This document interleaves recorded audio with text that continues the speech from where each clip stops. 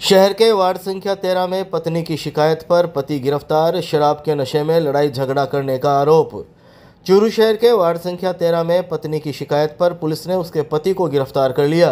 पत्नी ने अपने पति पर शराब पीकर लड़ाई झगड़े करने का आरोप लगाया था। मौके पर पहुंची पुलिस के सामने ही पति अपनी पत्नी को जान से मारने की धमकियां देने लगा, जिस पर पुलिस टीम ने आरोपी पति अशोक को गिरफ्तार कर लिया और एसडीएम कोर्ट में पेश किया। कोतवाली थाना के हेड कांस्टेबल राजेश कुमार ने सोमवार दोपहर 12 बजे करीब जानकारी देते हुए बताया कि पुलिस टीम को गश्त के दौरान हंसा देवी ने शिकायत दर्ज करवाई थी कि उसका पति शराब का नशा करके उसके और उसके बच्चों के साथ झगड़ा कर रहा है, जिस पर पुलिस टीम वार्ड संख्या 13 स्थित हंसा देवी के घर पहुंची तो वहां उसका पति अपनी पत्नी से झगड़ा करने लगा और पुलिस टीम को देखकर आग बबूला हो गया। उसने अपनी पत्नी को कहा कि उसने पुलिस को शिकायत की है, इसलिए वह उसे जान से मारे बिना नहीं छोड़ेगा। पुलिस टीम के द्वारा उसे शांत रहने की हिदायत देते हुए समझाइश भी की गई, लेकिन वह पुलिस टीम के सामने ही अपनी पत्नी को धमकियां देते हुए उसे मारपीट का प्रयास करने लगा। इस पर पुलिस ने वार्ड संख्या 13 निवासी 36 वर्षीय अशोक कुमार को गिरफ्तार कर लिया, जिसे एसडीएम के समक्ष पेश किया गया। हाउसिंग बोर्ड कॉलोनी से 18 वर्षीय युवती लापता, कोतवाली थाना में गुमशुदगी दर्ज। चूरू शहर के हाउसिंग बोर्ड कॉलोनी से एक 18 वर्षीय युवती के लापता होने का मामला सामने आया है। युवती के परिजनों ने कोतवाली थाना में गुमशुदगी दर्ज करवाई है।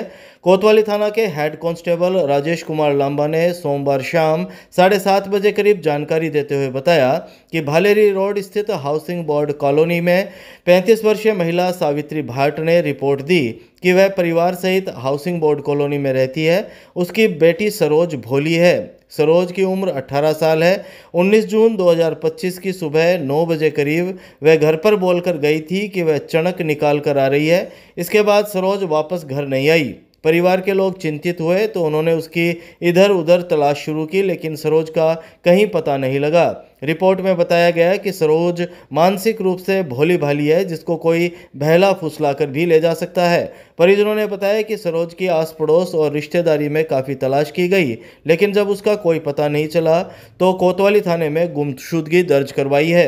कोतवाली पुलिस ने गुमशुदगी दर्ज कर उसकी जांच हेड कांस्टेबल विक्रम सिंह को दी है। जिले के 38 परीक्षा केंद्रों पर 2 पारियों में हुई आरपीएससी लेक्चरर और कोच भर्ती परीक्षा 4389 अभ्यर्थी रहे अनुपस्थित। राजस्थान लोक सेवा आयोग अजमेर की ओर से आयोजित प्राध्यापक व कोच प्रतियोगी परीक्षा सोमवार को जिले के चूरू और रतनगढ़ उपखंड के 38 परीक्षा केंद्रों पर हुई। जिला नोडल प्रभारी और एडीएम अर्पिता सोनी ने शाम 6 बजे करीब बताया कि 23 जून को सामान्य ज्ञान की परीक्षा चूरू में 25 तथा रतनगढ़ में 13 परीक्षा केंद्रों पर हुई। प्रतियोगी परीक्षा में आए अभ्यर्थियों के लिए प्रवेश 1 घंटे पहले ही देना शुरू कर दिया गया। परीक्षा केंद्रों पर तैनात पुलिस के जवान, महिला पुलिस आदि ने अभ्यर्थियों की जांच की। हालांकि परीक्षार्थी परीक्षा में सादे कपड़ों में ही आए। बालिकाएं भी साधारण परिधान पहनकर आई, जिससे उन्हें कोई परेशानी नहीं हुई। प्राध्यापक और कोच प्रतियोगी परीक्षा के पहले दिन सोमवार को पहली पारी में कुल 11,278 अभ्यर्थी रजिस्टर्ड थे, जिनमें 8,159 अभ्यर्थियों ने परीक्षा दी, जबकि 3,119 अनुपस्थित रहे। दूसरी पारी में परीक्षा दोपहर 2:30 बजे शुरू हुई। इस पारी में कुल 4,501 अभ्यर्थी पंजीकृत थे, जिसमें 3,231 अभ्यर्थियों ने परीक्षा दी और 1,270 परीक्षार्थी अनुपस्थित रहे। परीक्षा केंद्रों पर पुलिस जाब्ते की माकूल व्यवस्था की गई।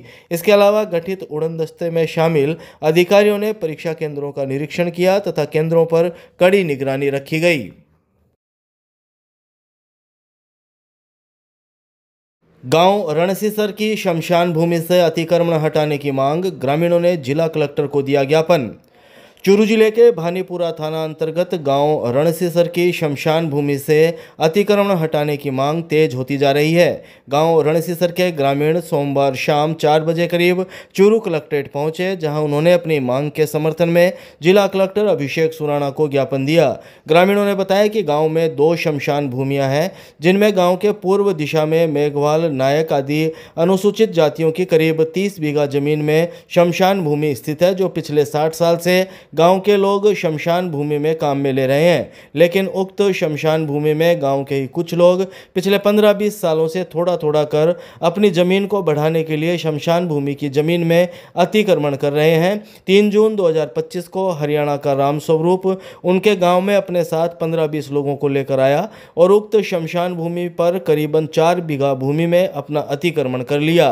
ज्ञापन देने आए ग्रामीणों ने इस अवैध अतिक्रमण को हटाए जाने की मांग करते हुए बताया कि अतिक्रमण के संबंध में ग्रामवासियों द्वारा पहले सरदार शहर उपखंड अधिकारी और तहसीलदार को भी लिखित में ज्ञापन दिया था, लेकिन उन्होंने उक्त अतिक्रमण को हटाने के संबंध में कोई कार्यवाही नहीं की। हम रणसीसर से आए हैं। हमारे वहाँ एक हमारे शमशान भूमि लगती है, तो उनकी जो रकबा है वो लगभग 30 बीघा के करीब है और वर्तमान में वो बहुत ही कम बची है।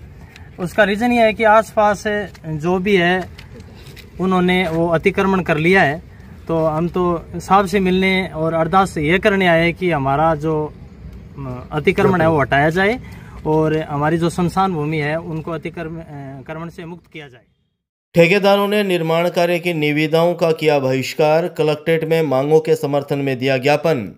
चूरू कलेक्ट्रेट कार्यालय में सोमवार को यूनाइटेड कॉन्ट्रैक्टर्स एसोसिएशन के पदाधिकारियों ने सीएम के नाम जिला कलेक्टर अभिषेक सुराणा को ज्ञापन सौंपा। एसोसिएशन अध्यक्ष चंद्र प्रकाश शर्मा ने शाम 4 बजे करीब बताया कि प्रदेश में ठेकेदारों को काफ़ी समय से विभिन्न समस्याओं का सामना करना पड़ रहा है।